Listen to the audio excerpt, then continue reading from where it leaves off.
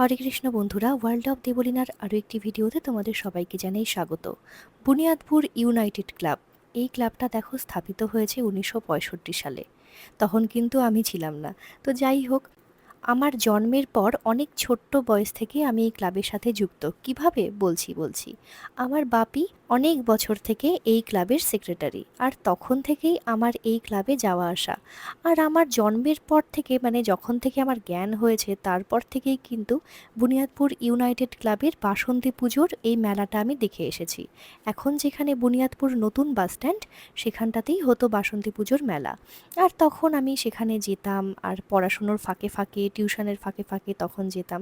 ধীরে ধীরে এই ক্লাবের সাথে আমি ওতপ্রোতভাবে যুক্ত হয়ে যাই। আমি যখন অ্যাঙ্কারিং এই জীবনে আসি, হ্যাঁ, এই ক্লাব থেকেই কিন্তু আমার আসা। যখন আমার বাপি কিন্তু প্রচণ্ড সাংস্কৃতিক মনস্ক একজন ব্যক্তি, তো একদিনের হোক বা দুদিনের হোক সাংস্কৃতিক অনুষ্ঠান করতো 25শে ডিসেম্বরে। তখন আমি নাম দিতাম কবিতা আবৃত্তিতে, বা আমাকে দু একটা করে কিছু কথা লিখে দিত, আমি সেটাই বলার চেষ্টা করতাম অ্যাঙ্কারিংয়ের মাধ্যমে।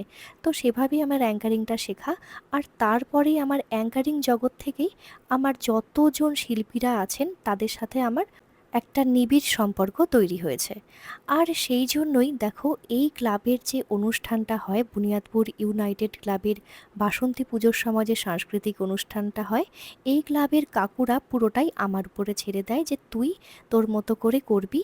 আর ওনারা প্রচণ্ডভাবে আমাকে সহযোগিতা করেন, যে আমি যেভাবে বলছি ওনারা সত্যিই সেভাবে সহযোগিতা করেন, কারণ ওনাদেরকে ছাড়া এই প্রোগ্রাম আমি করতে পারতাম না। তো শিল্পীদেরকে সবাইকে ফোন করা, তারপরে তাদেরকে ডেট দেওয়া যে এই ডেটে তোমাদের প্রোগ্রাম থাকবে।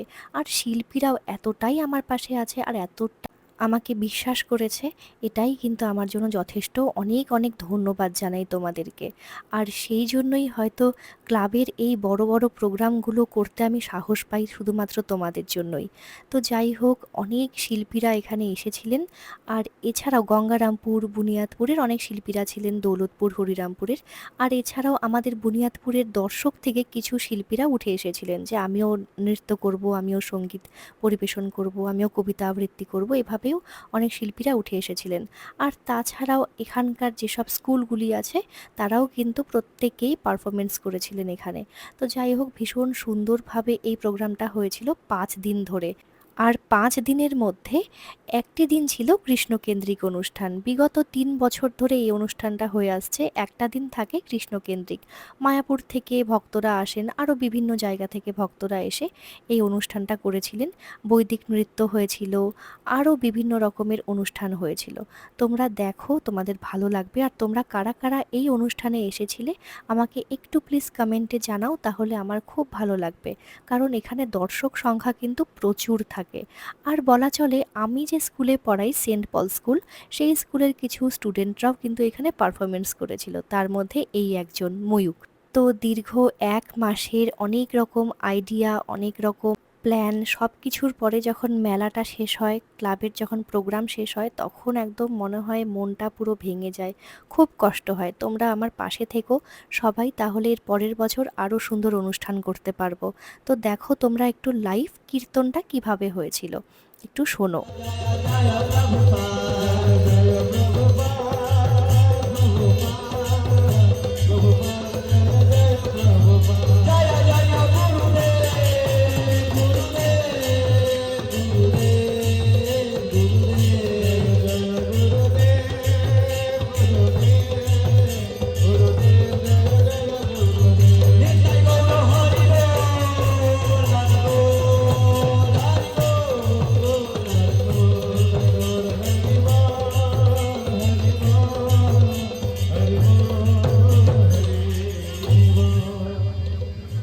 সেই পুরো দিনটাই কিন্তু এরকম করে কীর্তন হয়েছিল, আর কিন্তু সাথে মায়াপুরের যেরকম ইসকন মন্দিরে নৃত্য হয় সেরকম নৃত্যও হয়েছিল।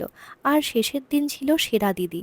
তোমরা দেখতে পাবে এখন সেরা দিদিটা কিভাবে হয়েছিল, যেরকম দিদি নাম্বার 1 হয় বা দাদাগিরি হয় সেই রকমভাবেই। তোমরা একটু দেখো, ভালো লাগবে। একবার জোরে হাততালি চাইছি ওনার জন্য। এরপরে আছে অদিতি রক্ষিত, আপকামিং অ্যাঙ্কার, আরো অনেক কথা শুনবো ওর। একবার ওর জন্য জোরে হাততালি। এদিকে আছে দোয়েল মণ্ডল, একজন মেকআপ 6 জন ছিলেন এখানে পার্টিসিপেন্ট, আর প্রত্যেকেই কিন্তু বুনিয়াদপুরের একদম উজ্জ্বল নক্ষত্র।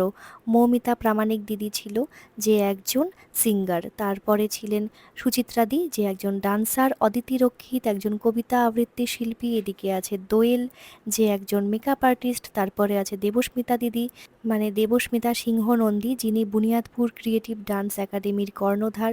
তার পাশে রয়েছেন তিথি সিংহ, যে একজন আর্টিস্ট। এখানে কিন্তু কেউ আগে থেকে আমার কাছে নাম জমা দেয়নি, মানে আমি ওনাদেরকে আমন্ত্রণ জানিয়েছিলাম যে তোমরা এই খেলাটি খেলবে, তাহলে আমাদের ভালো লাগবে। কারণ তাদের যে জার্নির কথা আমরা শুনবো, আমরাও অনেক রকম ইন্সপিরেশন পাবো তাদের থেকে। তো দেখা হচ্ছে অন্য কোনো ভিডিওতে। আশা করি সকলে ভালো আছো। হরে কৃষ্ণ।